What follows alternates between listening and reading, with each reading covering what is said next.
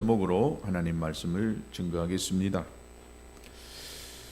여러분, 우리가 살아가는 이 현대 사회는 지극히 이기적인 이 사회입니다. 자기에게 조금이라도 손해 보는 것 같으면 전혀 하지 않으려고 하는 것이 요즘 시대의 이 풍조입니다. 다른 사람이 어려움을 겪든 말든 나만 손해만 되지 않는다라고 생각하면서 살아가고 있습니다. 여러분, 그러나 우리는 그리스도의 성품을 닮아가는 사람으로서 사랑하며 살아가야 될 사람들입니다.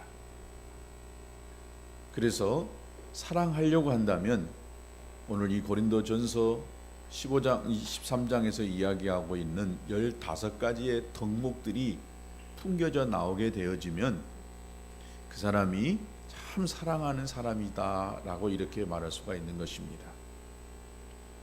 오늘 그 네 번째로 이 사랑은 자기의 유익을 구하지 아니한다 라고 이렇게 이야기했습니다. 다른 사람이 손해보든 말든 나만 괜찮으면 된다라고 하는 이것은 사랑이 아니다는 것입니다. 우리는 온통 자기의 유익을 구하고 자기 권리만을 주장하기에 급급합니다. 그러나 진짜 사랑은 자기의 유익을 구하는 마음을 뛰어넘어서 그들 상대의 유익을 구하는 것이 진짜 사랑인 줄로 믿습니다. 바로 저와 여러분이 믿고 있는 우리 주님께서 자기 자신의 유익을 구하지 아니하고 오히려 많은 사람들의 유익을 위해서 모든 것을 아낌없이 포기하고 내어주시고 결국에는 자기 목숨까지도 내어 던져주셨던 분이 우리가 믿고 있는 예수님이십니다. 우리는 어떻습니까? 내가 추구하는 것이 과연 나의 유익인가? 나만 잘 살면 되고 나만 배부르면 된다 라고 하면서 살고 있지는 않은지 우리 자신을 돌아볼 수 있는 시간들이 되시기를 주님의 이름으로 축복합니다. 사도 바울은 자신이 사도였습니다. 그러니 사도가 누릴 수 있는 마땅히 섬김을 받을 수 있는 권리가 있었습니다. 그럼에도 불구하고 바울은 복음을 위해서 다른 사람을 위해서 덕을 세우기 위해서 자기의 권리마저도 기꺼이 포기하고 또 절제하고 살았던 사람이 사도 바울입니다. 그래서 고린도전서 10장 23절과 24절에 보면 모든 것이 가하나 모든 것이 유익한 것이 아니요 모든 것이 가하나 모든 것이 덕을 세우는 것이 아니다 라고 이렇게 이야기했습니다. 그러면서 누구든지 자기의 유익을 구하지 말고 남의 유익을 구하라 라고 이렇게 이야기했습니다.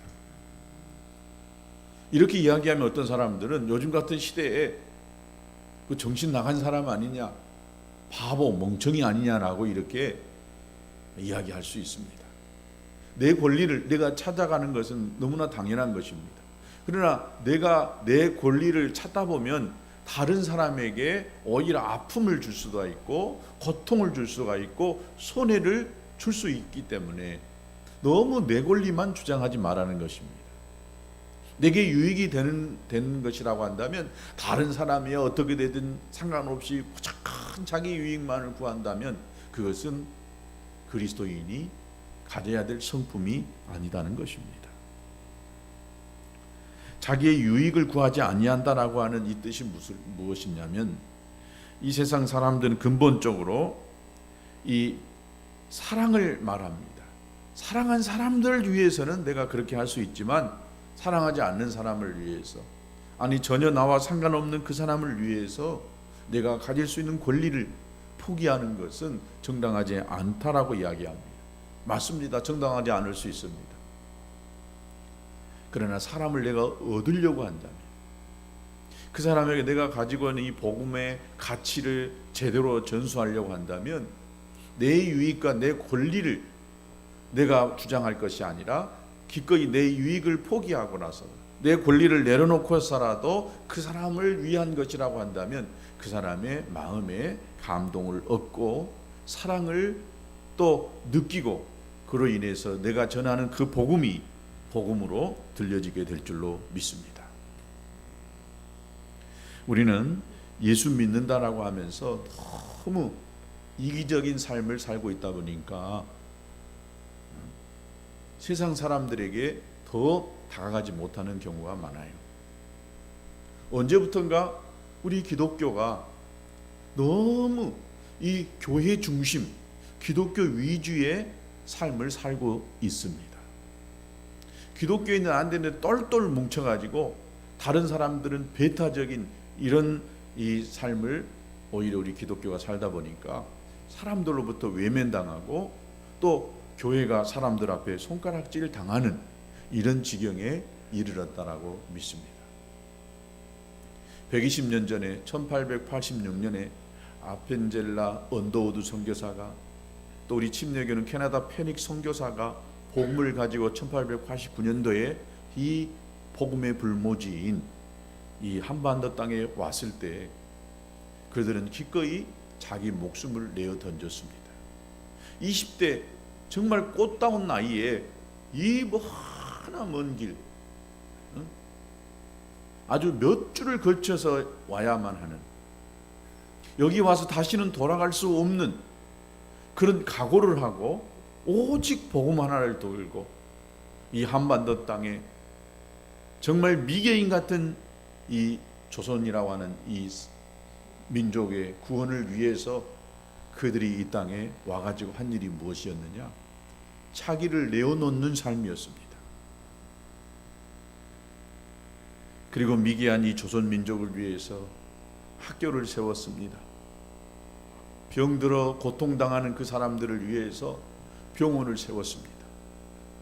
또 여러 사회복지 기관들을 만들었습니다. 그러면서 조선 사람들에게 복음을 전하다 보니까 교회가 세상 사람들로부터 인정을 받았습니다. 나도 교회 가야 되겠다, 나도 예수 믿어야 되겠다 라고 하는 이런 분위기가 조성이 되어졌던 것입니다. 교회는 세상을 선도하고 문화를 선도하고 또 가진 것을 한없이 풀어주고 예수 믿은 사람들은 정말 믿을 만한 사람이다라고 하는 신용을 얻게 되어짐으로 말미암아 이 한국 땅에는 그동안이 없었던 폭발적인 부흥이 있게 됐던 것입니다. 가난하고 병들어 정말 소망이 없던 이 땅에 복음이 들어와서 교회가 세워지고 또 예수 그리스도가 전파되니까 이 나라가 어떻게 됐습니까? 지금 세계 속에 몇 번째 안 가는 선진국의 나라가 됐습니다. 특별히 이 코로나의 이 상황 속에 얼마나 이 대한민국 국민에 대한 자긍심이 이렇게 높아진지 몰라요. 그동안 대한민국 사람이라는 것이 부끄럽고 그래서 나라가 정말 소망이 없으니까 이민 간다는 사람이 코로나가 있기 전에 불과 몇 년 전에 있었습니다. 교육 문제 또 여러 가지 사회 문제 때문에 더 이상 이 땅에 소망이 없으니까 나는 이 나라 떠나야 되겠다라고 이민 간 사람이 많았습니다. 그러나 이 코로나로 인하여서 많은 사람들이 다시요 이민 생활을 접고 고국 대한민국으로 돌아왔습니다. 나가보니까 대한민국이 여러 가지 의료보험이나 방역이나 이러한 것들이 체계적으로 잘 되어져 있다는 것을 알고 돌아왔어요. 지난주에도 제가 이야기했지만 이 코로나 이 상황 속에 우리나라가 그나마 그래도 방역을 잘하고 또 백신 접종률이 높아가지고 제가 오늘 공문을 받았는데 우리나라도 내일부터는 위드 코로나가 이제 1단계가 되어진다는 말을 들었습니다. 또 선진국 우리나라보다 잘 사는 선진국은 돈을 우리보다 더 많이 풀더라고요. 독일이라고 하는 어떤 나라, 독일이라는 그 나라는 소상공인들에게 돈을 또 미국도 그런다는 말을 들었습니다. 빌려주고 이자도 내주고. 우리나라가 돈을 그냥 막 풀어댄다고 하는데 거기에 선진국에 비하면 아직도 미약하긴 하더라고요. 그나마 나라가 돈이 있으면 돈이 있는 거 가지고 막 돈을 풀어서 고통당하는 사람들, 힘들어하는 사람들을 살려내서 나라 경제가 돌아가게 하는 이 일도 우리나라가 그래도 세계에서 뭐 첫 번째, 두 번째는 아니지만은 잘한다는 말을 들었습니다. 의료보험 체계는 세계에서 몇 번째 안 가도록 잘 돼 있어가지고 그나마 이 코로나를 잘 넘겨가고 있다라고 생각이 되어집니다. 이 모든 것들이 저는 하나님의 은혜인 줄로 믿습니다. 그동안 참 교회가 이 세상을 향해서 뭘 했느냐라고 이야기하지만 암울한 곳에, 어두운 곳에 복음 들고 가서 그들의 영혼을 살려냈을 뿐만 아니라 빛과 소금의 역할을 감당하다 보니까 쉽게 말하면 교회만을 위해서, 자기 유익만을 위해서 살아가는 것이 아니라 무엇인가 내놓으려고 하고 희생하려고 하고 포기하려다 보니까 이 땅에 놀라운 부흥의 불길이 타올랐다라고 믿습니다. 다시 우리 기독교가 살아나기 위해서는, 다시 부흥의 불길이 타오르기 위해서는 다른 거 없어요. 끊임없이 우리가 주님처럼 십자가 지는 마음으로 포기하고 내려놓으면 되는 것입니다. 여러분, 이기심이라고 하는 것이요, 자기의 이익을 꾀하는 것인데 이기심을 가지게 되어지면 항상 자신을 중심으로 생각을 합니다. 성경에 이건 진짜 사랑이 아니다라고 이야기합니다.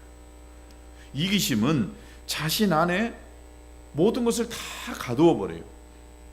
그리고 자신을 자신 안에 가두는 것이 되어버리는데 자신 자체도 그 이기심이라고 하는 그 감옥 안에 들어가 버려가지고 모든 것이 다 자기 중심이에요. 빨간색을 저는 좋아하거든요. 근데 파란색 좋아하면 그 사람은 잘못됐다라고 생각을 해버리는 거예요. 이기심에 붙들려 있다 보면 어떤 사람은요 또 회색도 좋아하는 사람이 있고요, 노란색을 좋아하는 사람이 있고 보라색을 좋아하는 사람이 있어요. 틀렸다고 말할 수 있어요? 좋아하는 성향이 다르고 스타일이 다른 것입니다. 머리를 길게 자른 사람이 있고요, 짧게 자른 사람이 있고 머리를 막 이렇게 퍼머한 사람이 있어요. 다 다른 것입니다. 저는 생머리가 좋더라, 저는 퍼머머리가 좋더라, 저는 뭐 긴 머리가 좋더라. 덜 좋아하고 좋아하는 것 차이지 틀렸고 잘못된 것은 아닌 것입니다. 근데 자기 중심하에 이 틀 안에 딱 갇히다 보면은 진정한 자유를 못 누려버립니다.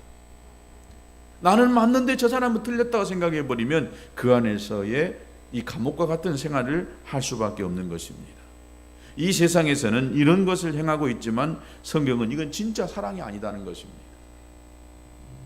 자기의 유익을 구하지 않는다는 말씀을 자기 이익을 추구하지 않는다라고 하는 뜻뿐만이 아니라 자기 의견만 고집하지 아니한다라고 하는 뜻도 여기에 분명 포함되어 있습니다. 내 의견만 중요하다는 것이 아니에요. 다른 사람 의견도 중요하다는 것입니다.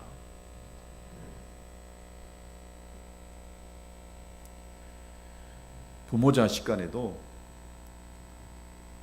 이 정치 성향이 다르다 보니까, 사상과 이념이 다르다 보니까 다툼이 일어난다는 말을 제가 들었어요. 아버지하고 아들이 식당에서 밥 먹다가 나는 여당을 좋아하고 저 사람은 야당을 좋아하다 보니까 서로 다투어가지고 식당에서 밥을 먹다가 걷어차고 나갔답니다. 그것이 뭐 그렇게 중요합니까? 근데 사람들은요, 내 생각을 고집하다 보면 아무리 아버지라게도 아들이라게도 다투게 돼 있는다는 거예요. 세상에는 여당만 있는 게 아니잖아요. 여당 좋아하는 사람도 있고 야당 좋아하는 사람도 있더라고요. 전라도에서는 무슨 당을 좋아하잖아요. 그 근데 다른 쪽에 가면 또 다른 당을 좋아하는 사람이 많아요. 잘못된 것 같지만 또 다른 시각으로 보면 이쪽이 잘못한 것 같고.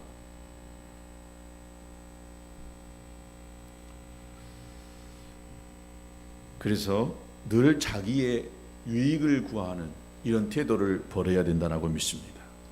자기의 의견만을 고집하는 것도 결국 자기 유익을 구하는 것이기 때문에 내려놓는 것이 필요합니다. 디모데후서 3장 1절에 보면 말세에 고통하는 때가 있다라고 이야기했습니다. 근데 이 말세는 예수님이 오시는 그 초림 때부터 시작해 가지고 다시 예수님이 오실 그 재림 때까지가 말세입니다. 옛날에도 100년 전에도 말세에 있고요, 1000년 전에도 말세에 있고, 예수님 죽고 난 그 시대 그때에도 말세였습니다. 근데 이 말세에 고통하는 때가 있다고 했는데 왜 사람들이 고통을 하느냐? 디모데 후서 3장 2절에 보면 사람들이 자기를 사랑한다라고 그렇게 이야기했습니다. 자기를 사랑하다 보니까 고통을 느낀다는 거예요. 자기의 사람이 자신만을 생각해 주기를 바라고 자신만 높여주기를 바라고 자신을 중심으로 이 세상이 움직여가고, 자기 자신을 중심으로 해서 가정이 움직여가고 교회가 움직여가고 다 이 모든 것들이 움직여가기를 바라는 것입니다. 그런데 그렇지 않아요. 내 생각대로 내 자식이 말을 듣지 않아요. 그러면 거기서 고통이 오는 것이고, 내 생각대로 남편이 말을 듣지 않아, 내 생각대로 아내가 움직여주지 않아요. 그러면 그때부터 고통을 느낄 수 있다는 것입니다. 이것 때문에 서로 고통을 느끼는 것입니다. 내 마음대로 안 되니까, 저 사람이 내 마음대로 안 되고 나도 저 사람 마음대로 안 따라주니까 서로 간에 고통을 느낄 수밖에 없는 것입니다. 이런 세상 속에서 자신의 유익을 구하지 않는 삶, 즉 예수 안에서 경건하게 살고자 하는 이런 삶에는 어떤 것이 있느냐? 박해가 있다는 거예요. 그럼에도 불구하고 우리가 어떻게 살아야 하느냐? 거룩함을 가지고 손해보는 삶, 좀 손해볼 것 같은 그런 삶을 살아가야 된다고 믿습니다. 자신의 유익을 구하지 않는 것, 이것이 사랑의 삶이기 때문에 내 유익을 구하지 않으려 하다 보면은 내가 손해볼 수도 있고 내가 아픔을 겪을 수도 있습니다. 고통을 감수해야 될 때도 있습니다. 그러나 그곳에 사랑이 싹이 트고 흘러가게 되는 줄로 믿습니다. 절대 내 생각만, 내 뜻만, 내 고집만, 내 것만 생각하다 보면 사랑이 싹 트질 않아요. 이기심이 싹 트고 다툼이 싹 트고 불평과 원망이 싹 틀 수밖에 없는 것입니다. 내 것을 내려놓으면, 내 생각을 내려놓으면, 내 권리를 내려놓으면 거기서 사랑이 싹트게 되는 줄로 믿습니다. 그래서 사도 바울이 모든 것이 가하다, 할 수 있는 모든 것이 다 가능하지만은 고린도 교회 내에서 이런 주장을 하는 사람들이 있었기 때문에 이들의 주장은 모든 것으로부터 자유가 있다라고 하는 것이 내용입니다. 그러나 바울은 모든 것이 유익한 것이 아니다, 모든 걸 다 한다고 하지만 한다고 해서 내게 유익한 것이 아니다는 것입니다. 결국 모든 것이 덕을 세워져야 된다라고 하는 것입니다. 덕을 세운다는 것은 나도 좋고 상대방도 좋아질 수 있는, 사람을 세우는 이것이 되어야 한다는 것입니다. 고린도 교회 안에 예를 들어보면 우상의 이 제물이 있었습니다. 우상의 제물, 우리가 하나님 안에 있으면은요 무엇이든지 다 먹을 수 있어요. 다 하나님 만드신 선한 것이니까 못 먹을 것이 없어요. 그래서 사도 바울은 우상에게 드려진 이 제물도 얼마든지 기도하면서 하나님이 만드신 것이기 때문에 선한 것으로 생각하고 먹을 수 있었다는 것입니다. 근데 우상에게 바쳐진 제물을 먹게 되어지면은 그것 먹을 때에 시험 드는 사람들이 있을 수 있다는 거죠. 유대주의적인 사람들은 어떻게 우상에게 드려진 이 제물을 우리가 먹을 수가 있느냐?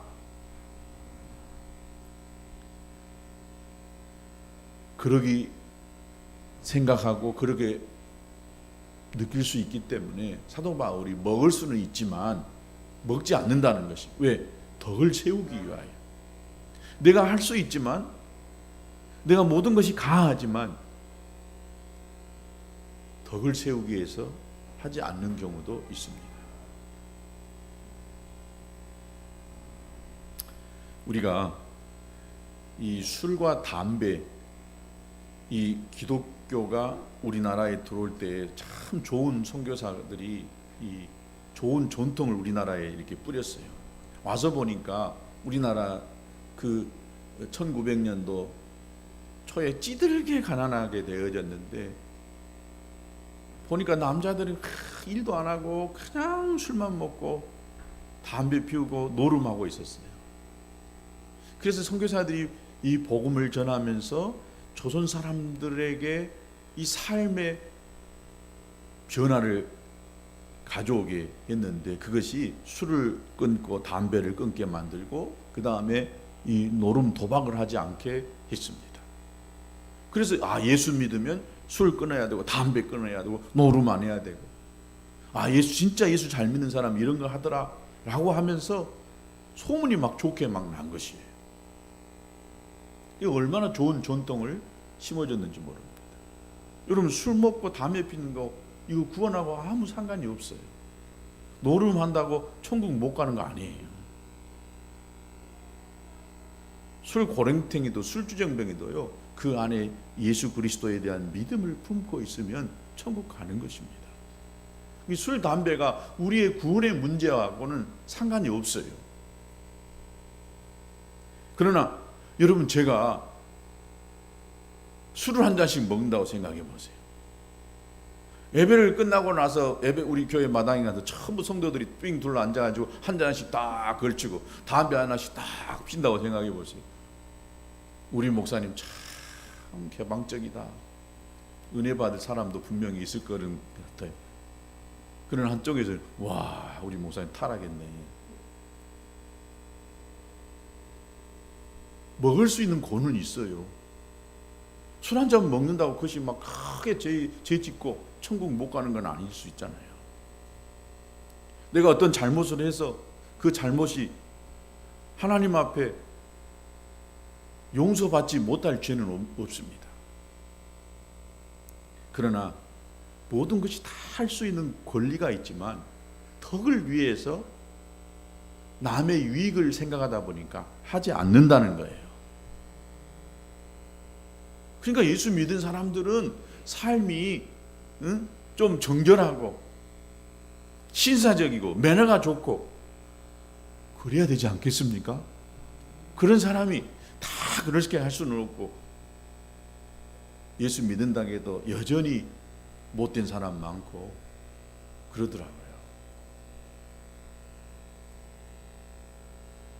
부끄러운 이야기지만 저도 언젠가 이야기했지만 지난번 그 총회에 제가 가보니까 총회 그 강주에서 온라인으로 이렇게 총회를 했어요. 우리도 막 이렇게 전자투표를 이렇게 하더라고요. 도입해가지고. 그래서 강주 교회에 가서 총회를 하고 있는데 그 중에 목사님들의 징계안이 올라옵니다. 우리 교단은 총회에서 그 3분의 2가 이렇게 해야만 징계할 수가 있는데 여러 징계 그 상황에 따라 징계를 하는데 우리 한 번도 그 사람에 대해서 얼굴도 모르고 이름도 모르는 사람이 많이 있어요. 근데 그 사람을 징계해야 된다라고 하는 그 투표를 하는 것이 참 가슴 아프더라고요. 근데 왜 할 수밖에 없었느냐? 그 징계를 하는 그 위원회에서 그분들을 만나서 대화해보고 또 여러 가지 상황에 또 사회법에 저촉이 되어졌을 때 또 목사로서 또 침례교 목사로서 품위를 잃어버렸을 때에 그 사람을 어쩔 수 없이 교단에서 파면 면직시킬 수밖에 없는 그런 상황에 있어가지고 올렸기 때문에 그 징계위원들이 올려진 그것을 믿고 누르는 거거든요. 근데 누르다 제가 참 존경하는 제 신학교에서 가르쳤던 교수 목사님이 나오셔가지고 이야기를 한마디 하시더라고요. 꼭 나 같은 이야기를 하시더라고요. 우리가 다음에는 좀 더 진짜로 신중하게 징계를 하자. 그래서 정말 징계위원회에서 철저하게 이분들을 잘 억울한 일을 당하지 없도록, 우리가 여기서 한번 면직시켜버리면 그 사람은 더 이상 목사가 아니거든요. 파면시켜버리면 그걸로 완전히 끝나기 때문에 좀 그런 이야기를 하시더라고요. 근데 그 중에 참 부끄러운 것이 우리 교단 안에서도 여러 가지 목사님들이 뭐 5,000명, 6,000명 되다 보니까 별의별 사람도 있을 거 아니에요. 근데 성적인 문제, 잘못된 문제, 이것이 올라온 것을 보니까 사람이 많다 보면 이런 사람 저런 사람이 있겠구나. 옛날에는 부족했지만 지금은 점점 많아질 수도 있겠구나라고 하는 이런 생각을 가졌습니다. 부끄러운 것입니다.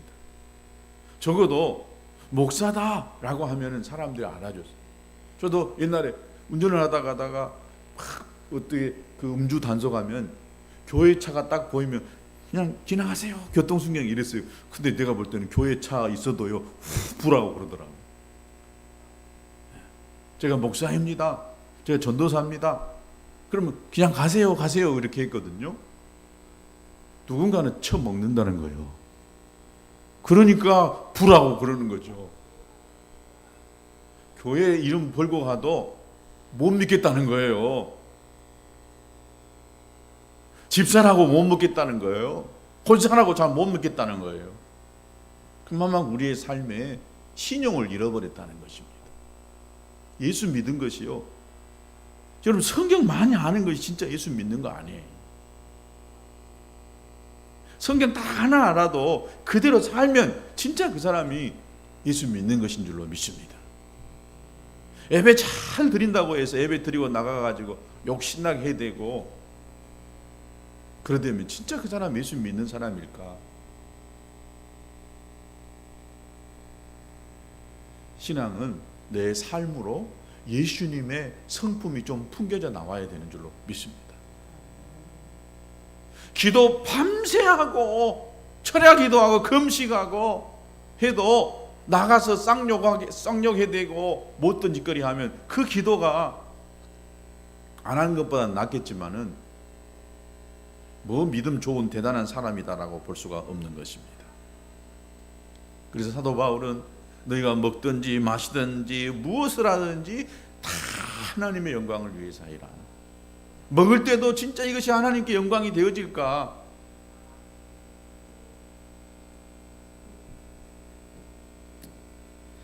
세월이 많이 지나니까 안 믿는 친구들도 연락이 와요. 보고 싶은가 봐. 이제 나이가 먹어가면. 옛날에 제가 친구들 모임이 있었는데 그 모임에 더 이상 갈 수가 없는 거예요. 왜냐, 거기 앉아 있으면 부끄러운 자리가 되겠더라고. 야, 너는 너만 안 먹으면 되지. 우리는 친구잖아. 혹시 내가 여기 앉아 있다가 어떤 사람이 지나가다가 야, 이 목사도 술집에 있더라.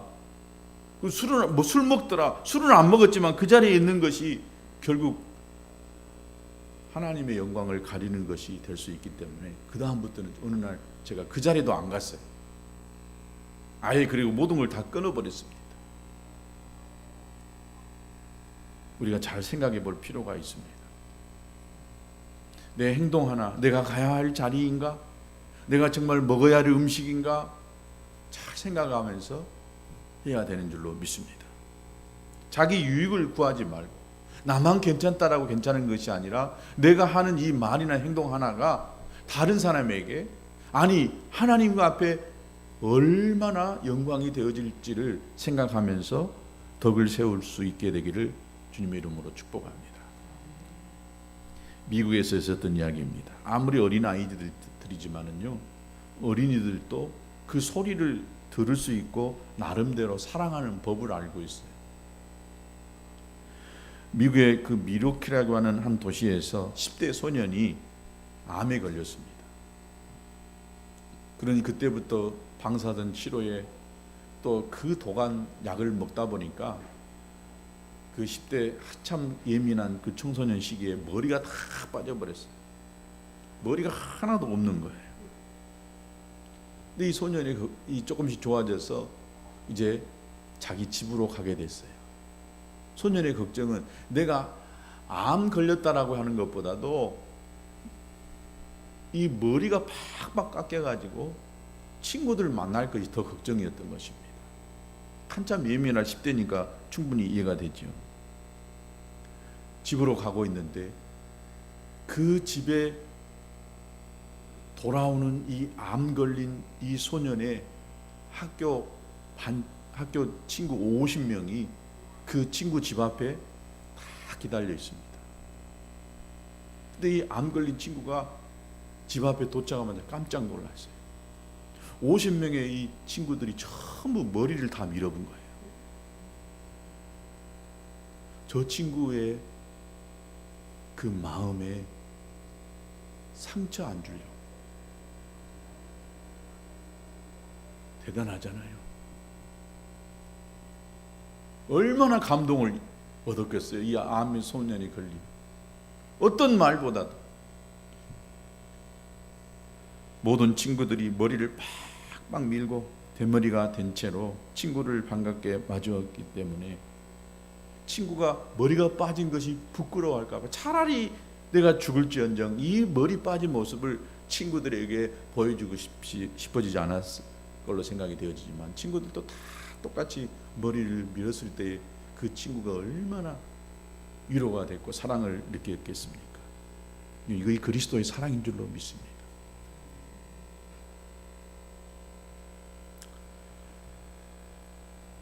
좀 부부간에도 바보 같은 사랑을 했으면 합니다. 너무 영리하게 계산적으로 이렇게 살아가지 않아야 됩니다. 내가 이만큼 희생하니까 너도 이만큼 희생해야 된다라고 하는 이 계산의 논리로 접근하면 절대 사랑을 느낄 수가 없습니다. 자기가 손해를 보려 하지 않고 자기가 희생하지 않고 자기 유익을 구하려고 한다면 절대 그 속에 사랑이 싹트지를 않게 되는 것입니다. 결혼한 지가 오래됐어요. 몇 년 지났어요. 그런데 항상 나는 이 남자 때문에 내 인생이 이렇게 된다. 나는 이 여자 때문에 몇 년이 지났는데도 항상 이 여자 때문에 이 남자 때문에 절대 부부가 한 몸이 될 수가 없습니다. 상대방의 문제가 자기 문제가 되어야만 서로 이해가 되고 서로 품을 수가 있게 되는 줄로 믿습니다. 또 성인이 되었으면 더 이상 부모 탓할 필요가 없어요. 가정 환경 탓할 필요 없어요. 나는 내 부모가 이렇게 되었으니까 이렇게 살 수밖에 없다. 내 환경이 힘드니까 이렇게 살 수밖에 없었다라고 하는 이 이야기를 더 이상 해서는 안 됩니다. 성인이 됐으니까 비록 부모가 내게 이런 환경을 물려줬다 할지라도 이런 성격을 주었다 할지라도 내가 바꿔야 되는 줄로 믿습니다. 특별히 우리 예수 믿었으면 그런즉 너희는 그리스도 안에서 새로운 피조물이다 라고 했기 때문에 얼마든지 그리스도 예수 안에서 우리의 성품이 바뀌어져 가야 되는 줄로 믿습니다. 예배하면서 들은 말씀을 가지고 내가 살아보려고 노력하다 보면 내 안에 조금이라도 그리스도 예수의 모습이 나타나지고 성품이 나타나게 된 줄로 믿습니다. 결혼해서 가정에서 중요한 것은 서로가 그 관계를 통하여서 얼마만큼의 행복감을 맛보느냐입니다. 자기 중심적인 것으로 판단하면 행복감이 주어지지 않습니다. 정상적인 가정생활을 할 수가 없습니다. 이기적인 마음만 버린다라고 한다면, 내 유익만을 생각하는 마음을 버린다라고 한다면 얼마든지 여러분 사랑이 그 가정 안에서 꽃피게 되리라고 믿습니다. 부부는 상대방의 유익을 위해서 존재해야 되는 것입니다. 서로 모자라니까 서로 보충해 주는 것이 부부입니다. 창세기에 아담과 하와가 처음 창조되어질 때의 모습이 그렇습니다. 아담의 갈비뼈를 빼어가지고 하와를 만들었습니다. 아담은 갈비뼈 하나가 없어요. 그 아담의 갈비뼈 하나로 하와를 만들었기 때문에 하와는 어쩌면 좀 이 갈비뼈만 들고 있는 쓸모없는 사람일 수가 있습니다. 그런데 둘이 만나니까 온전한 한 인간이 되는 것입니다. 부족하니까 서로 부족한 것을 채워가기 위해서 부부되게 하신 줄로 믿습니다. 혹시 여러분 그런 책을 읽어보셨는지 모르겠지만 어린이들이 읽는 그 아낌없이 주는 나무라고 하는 그림 동화책이 있어요. 아낌없이 주는 나무. 그 내용에 보면 한 소년을 사랑하는 나무 한 그루가 있었습니다. 그런데 이 나무가 자신을 다 버리기까지 사랑하는 그 모습을 그리는 내용입니다. 나무는 어린 시절에 한 소년의 그네가 되어주었어요. 그래서 이 소년은 그 나무의 그네에서 늘 재밌게 놀게 됐습니다. 그리고 소년이 성장해 가지고 돈이 필요하다고 하니까 이 나무가 자기 열매를 줬어요.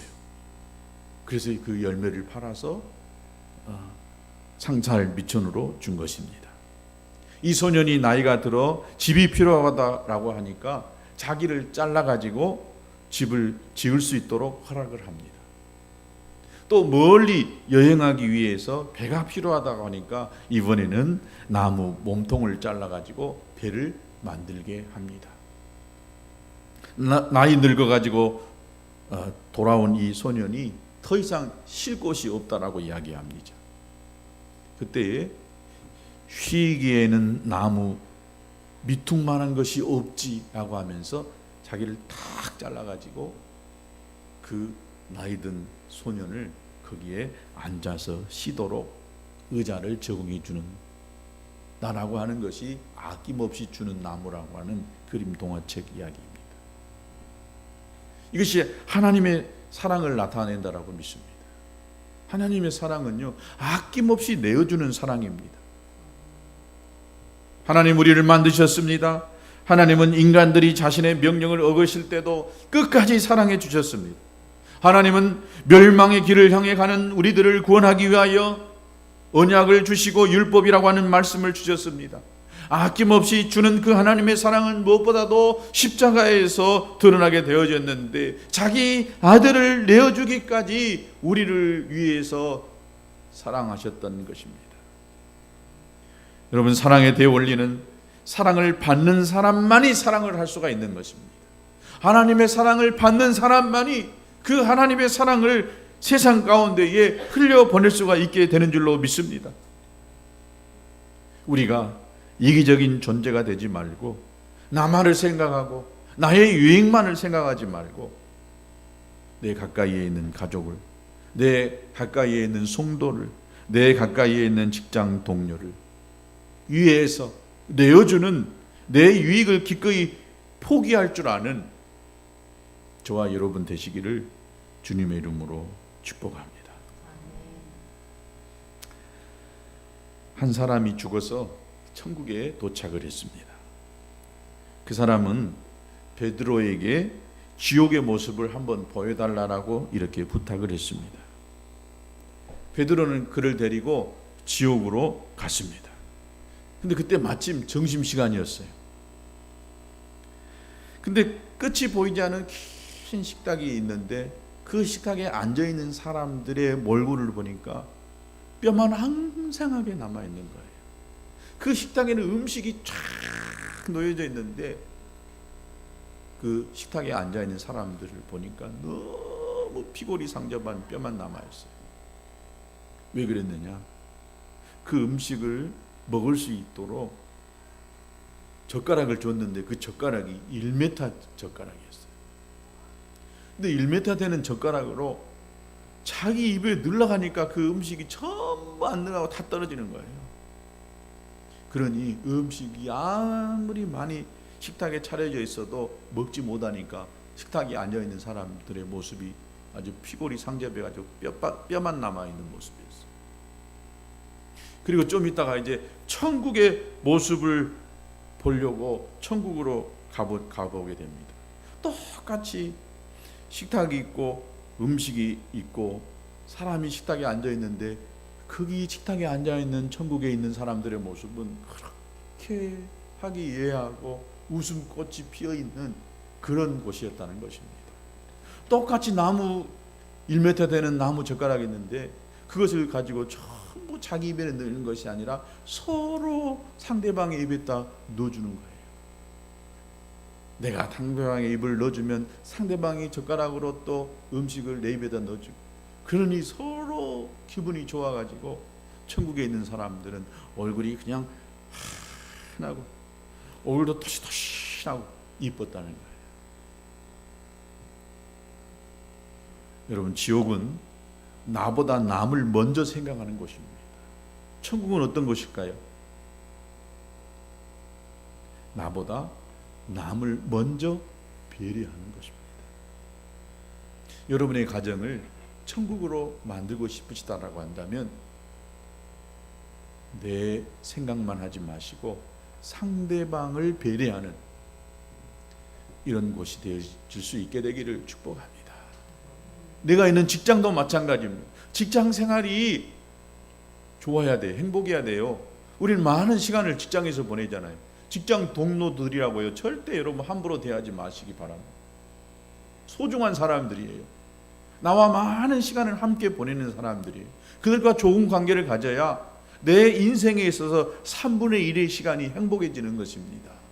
그러기 위해서는요, 내 권리만 여러분 내세우지 마시고 내 유익만을 생각하지 마시고 다른 사람의 유익을 구하면 분명 그 안에 내가 있음으로 인해서 그곳에 사랑이 넘치는 직장이 되어져서 결국 내가 행복한 직장 생활을 하게 되리라고 믿습니다.